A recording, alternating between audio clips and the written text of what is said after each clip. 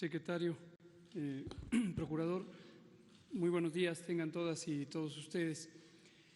De manera muy puntual, esto lo estamos informando todos los días a las 7 de la noche, entonces tienen la versión en tiempo real. En la situación mundial del coronavirus, la epidemia está activa particularmente en el continente europeo. En Asia está ya en una clara terminación, todavía hay casos, pero el número de casos diarios es muy por debajo de lo que había originalmente, es menos del 1% de los casos mundiales. En cambio, la mayoría de los casos proceden de Europa Occidental. Ya hemos dicho que la cuenta de casos diaria no debe llevarnos a pensar que se están acumulando, porque la enfermedad dura aproximadamente 14 días y se resuelve de manera espontánea en la gran mayoría de las personas. Entonces, de esta cuenta de casos que aparece en el lado izquierdo de la diapositiva, 153,000, la enorme mayoría ya están curados, y esto es una muy buena noticia que ocurre en todos los países, porque las personas que padecieron la enfermedad, además de estar ya curados y restablecidos, ya no se pueden volver a infectar, y esto es lo que va a hacer que se extinga la epidemia. En la siguiente. En México tenemos hasta el corte de ayer por la tarde 53 casos confirmados, y lo mismo, de estos 53 casos confirmados están en este momento activos 7 que están en hospitalización, la mayoría en condiciones estables, y todos los demás están terminando sus periodos de aislamiento preventivo. Varios ya terminaron, más de 12 ya han terminado y están recuperados y curados. La siguiente, por favor. En esta tabla, que ya la vamos a quitar a partir de hoy en la tarde, porque el único propósito es mostrar cómo a medida que aparecen más casos, se vuelve más complejo, más difícil el seguir a todos los contactos. Y esta es la única razón por la que, de acuerdo al plan, se pasa de las medidas de contención centradas en los casos y se empiezan a instrumentar de una manera progresiva medidas de mitigación comunitaria, medidas de sana distancia, en las que buscamos evitar el contacto entre personas infectantes y personas susceptibles. Esto no es un cambio brusco, se siguen haciendo las identificaciones de contactos a partir de los casos sospechosos, notificados, pero esto progresivamente va a ser menos útil en la medida en que son más útiles las otras medidas generales colectivas. La siguiente. Y anunciamos las medidas de sana distancia, las agrupamos en un mismo paquete para que quede claridad cuál es el propósito. El propósito es que las personas no estén en contacto estrecho unas con otras, porque si esto ocurre de manera individual, es una situación bastante manejable, pero si ocurre de manera masiva puede contribuir a la propagación de la enfermedad.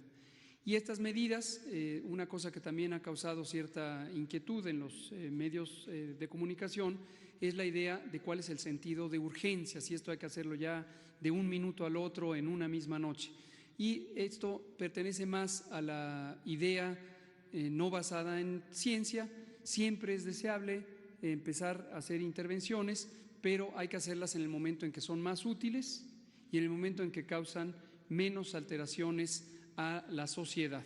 Como hemos dicho, nuestra preocupación principal es que en términos económicos, en términos sociales, quienes tienen mayor vulnerabilidad son las personas pobres, las personas que no tienen acceso a distintas riquezas y que viven en el día a día de sus salarios, de sus pequeñas actividades comerciales, y esas son las personas que hay que tener siempre muy en mente, que no se afecten por distintas intervenciones de salud pública o de cualquier otra naturaleza. Entonces, por eso, aunque los medios internacionales nos presentan lo que está ocurriendo en otros países, Italia es uno de los ejemplos más destacados, en donde se busca en esos países hacer estos cierres masivos de todo el país, eso tiene consecuencias gravísimas en las economías de los que están menos favorecidos económicamente hablando. En México sabemos bien que la mitad de la población vive en condiciones de pobreza, como resultado de las políticas económicas de los últimos 40 años, y entonces esa es a la población que hay que proteger, y eso no quiere decir no hacer las medidas de salud pública necesarias. Entonces, no perder de vista también, como lo hemos explicado en repetidas ocasiones, que México entró a la epidemia aproximadamente un mes después que los países europeos y también que Estados Unidos.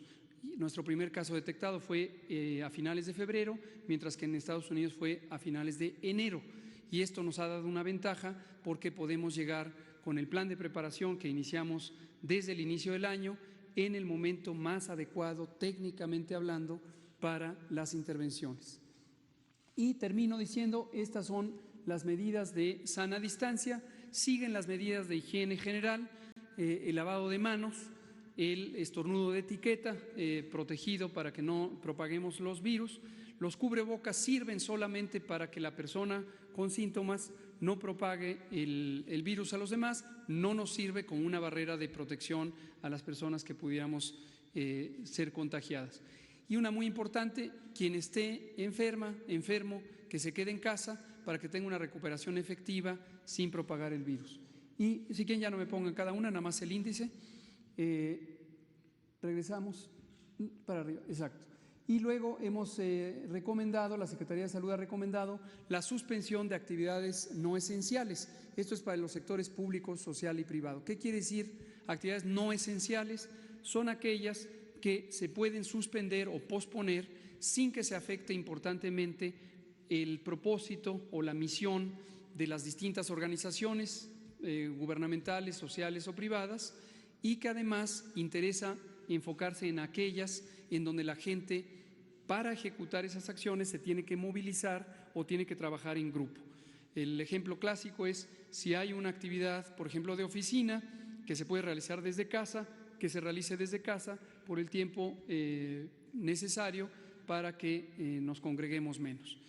La tercera medida es esta reprogramación de los eventos públicos, ya sea organizados por privados o por los gobiernos, y lo que interesa aquí es que congregaciones masivas, las definimos como arriba de 5,000 personas, se puedan recalendarizar, posponer y que se hagan posteriormente en el año. Uno de los ejemplos que hemos estado utilizando por su volumen tan masivo es la Feria de San Marcos en Aguascalientes, que de manera muy adecuada el gobernador encontró la manera de posponerlas para mejor ocasión. Y el punto crucial, personas adultas mayores, conforme mayor es su edad, van aumentando su riesgo de complicaciones. Entonces todas debemos estar al cuidado de las personas adultas mayores. Esto implica una responsabilidad social, no es una acción que viene del gobierno a la sociedad, es una acción que toda la comunidad debemos estar cuidando, y la manera de cuidarlo es, si hay personas en la familia que en las últimas 2 semanas han tenido síntomas, fiebre, tos, dolor de garganta, dolor de cabeza, escurrimiento nasal, estornudos, que no visiten a la persona adulta mayor. Pero además hay que estar prestos a atender, a asistir, a cuidar, a mantenernos en contacto telefónico con las personas adultas mayores para atender sus necesidades. En la medida en que ellos y ellas puedan apoyarse en su familia, en su comunidad, puede ser que no necesiten estar trasegándose de un lugar a otro y por lo tanto estén menos expuestos al contagio. Gracias, presidente.